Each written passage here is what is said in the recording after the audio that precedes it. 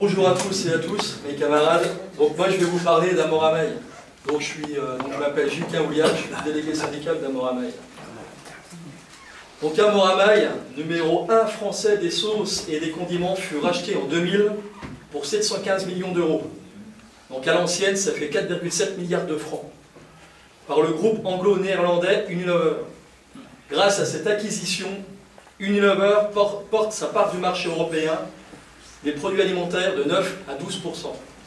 En 2004, le groupe Unilever procédait à l'inauguration du centre de recherche en grande pompe avec l'appui du centre Vitagora, des élus de la région de Bourgogne et le ministère du Travail. Ce centre flambant neuf, adossé au site industriel, garantissait, selon Unilever, de l'emploi pour toute la région et devait ôter toutes nos inquiétudes devant la stratégie du groupe qui nous semblait financière. 4 ans plus tard, c'est la fermeture complète de tout ce qui devait être la fierté de tous. Le groupe Unilever a supprimé Amorameil au cœur de Dijon. Amorameil, c'était l'usine de Dijon et le centre de recherche et développement avec 184 salariés. C'était l'usine d'Apoigny, vers Auxerre, située dans l'Yonne, où ils faisaient les cornichons, avec 77 salariés. C'était le centre logistique situé à Chevigny-Saint-Sauveur avec 57 salariés. Et c'est l'usine de Chevigny avec 192 salariés avant la restructuration. Nous avons été victimes de la politique des coûts, d'une stratégie industrielle et financière, dévastatrice pour l'emploi et le symbole dijonnais. Victimes d'avoir généré à l'époque un bénéfice de 22,7 millions d'euros à un groupe qui avait gagné à fin septembre 2008 déjà 1,7 milliard d'euros. Les conséquences de cette stratégie financière ont été dévastatrices. La fermeture de 2 sites sur 3 dans la région bourguignonne, dont celui de la ville de Dijon. 296 suppressions d'emplois au sein d'Amorameil. Suite à la détermination de tous les élus pendant le conflit et à l'impressionnante forte mobilisation du 6 décembre 2008 dans les rues de Dijon, où là je remercie Gilbert, Édouard, Franck, Pascal, Régis, Anne-Marie, bref, tous les camarades de l'Union départementale, ainsi que les camarades de la SNCF, Divia, GTEC, Peugeot, Coyo, et tous les Dijonnais, les Bourguignons, et j'en passe, de leur soutien ainsi que de leur présence qui a fait de cette journée une réussite totale. Tel que pour mettre fin au conflit, le président Amorameil a proposé de créer des postes supplémentaires en rajoutant de nouvelles lignes et de ramener du tonnage en volume. Délégué syndical du groupe, Père Idriss. Ça fait 159 jours qu'on occupe l'usine. Donc j'ai écouté, je ne sais pas son nom.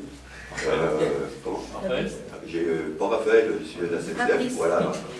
Bon, j'ai écouté, c'est vrai que heureusement qu'on n'est pas à cette époque, sinon il y a longtemps que j'aurais eu la tête coupée, quoi. Donc on a su un peu évoluer. Bon bah nous, de toute façon on a été liquidés. Donc on est passé au tribunal aux alentours du 15 novembre et le 2011 et le 22 novembre, on a décidé d'occuper l'usine. Donc voilà. Il y a beaucoup de gens qui sont dans cette salle qui nous ont soutenus, la Confédération des métaux, l'UG.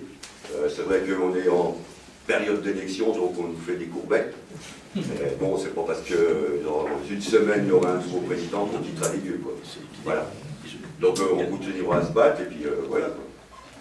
Voilà. Et puis on est encore là. Voilà.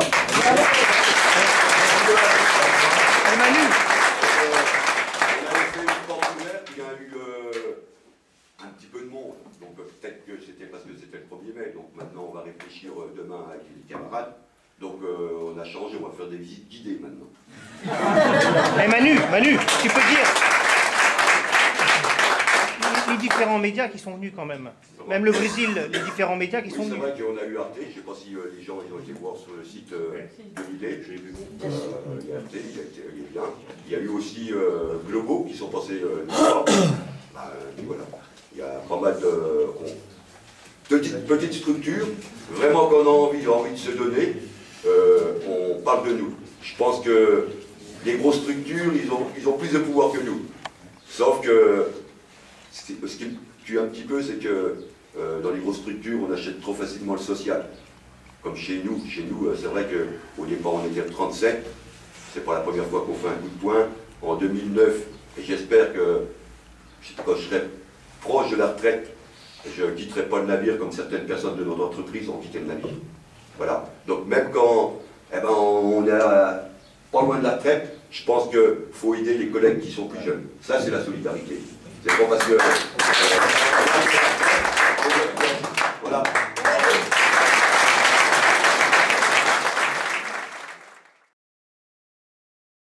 Monsieur Parnato, Jean-Charles, je travaille à Paty Prestige.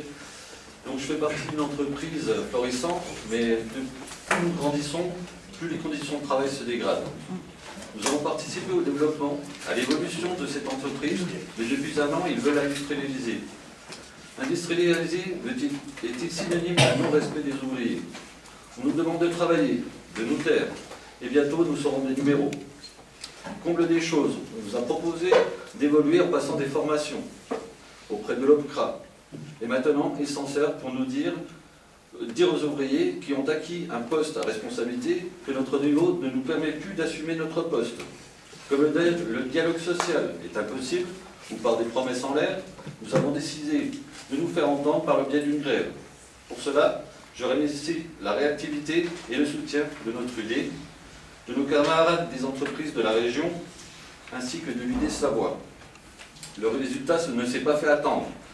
Et en une journée, dure, je l'avoue, nous avons obtenu une promesse du respect des ouvriers, une promesse à un réel dialogue social, une promesse du maintien des gens à leur poste, une promesse de plus de communication de la part de l'encadrement pour que les salariés se sentent plus concernés, plus une promesse d'augmentation égale à l'inflation au mois d'août, au minimum. Je dis promesse parce que si rien n'est tenu, nous sommes prêts de nouveau à nous faire entendre. Il ne faut pas oublier que la santé d'une entreprise passe aussi par la santé de ses salariés. Merci.